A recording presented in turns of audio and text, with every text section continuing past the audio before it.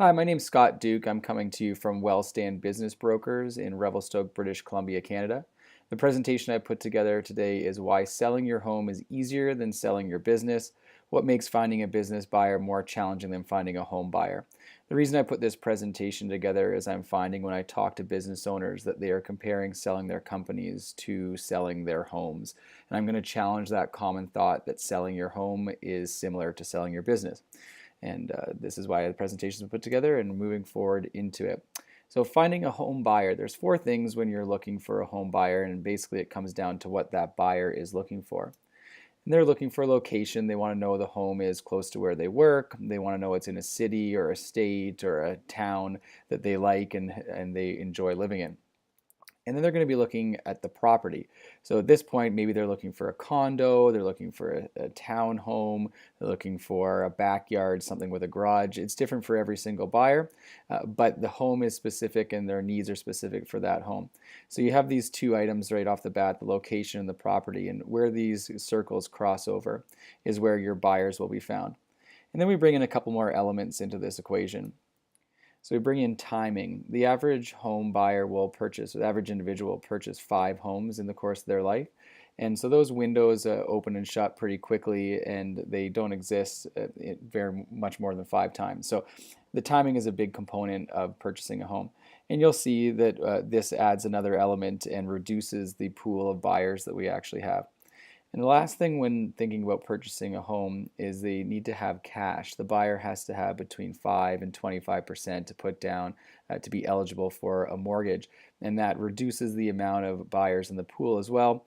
And it leaves us with this area in the middle of all these circles, in the middle of our Venn diagram. And that's the pool of buyers that we have to work with in any given marketplace when they're looking to purchase a home.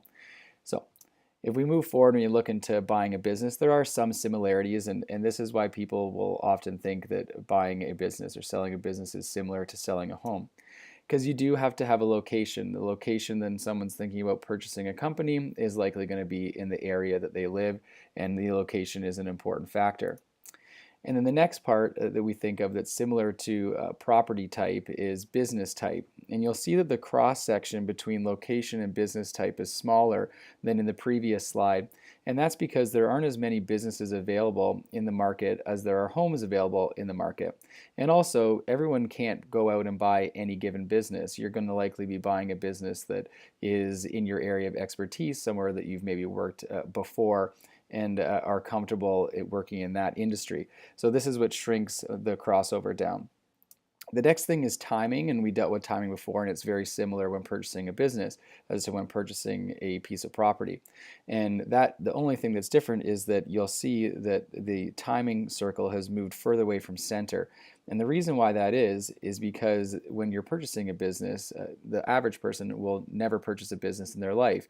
And then the person that does buy a business is likely only going to be buying one. So the timing circle moves a little bit further away from center, and it reduces the amount of potential buyers that we have. And if that's not bad enough, when we bring the cash circle into the equation, it also is further away from center and reduces our potential buyers quite substantially. And that is because cash, when you're looking at buying a home, there's many companies that provide mortgages, and it's much easier to get a loan on a house than it is to get in a business.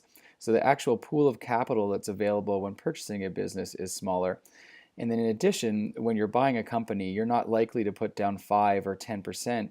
You're more likely to have to put down between 20 and 50%. So that reduces the amount of buyers we have and thus reduces the amount of, in the middle of our circle there, the crossovers. And then we have one more thing. Business acumen comes into the equation.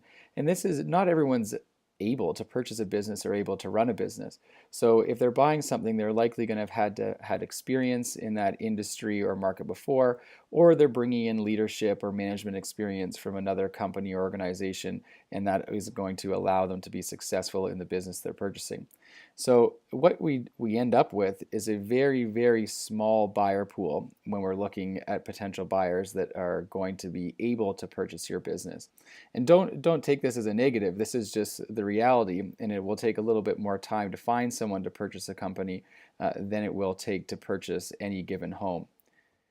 So that's the presentation that I put together today. I hope that helps clarify what's different about selling a company versus selling a home and why the potential buyers out there, the pool is smaller for companies than it is for homes.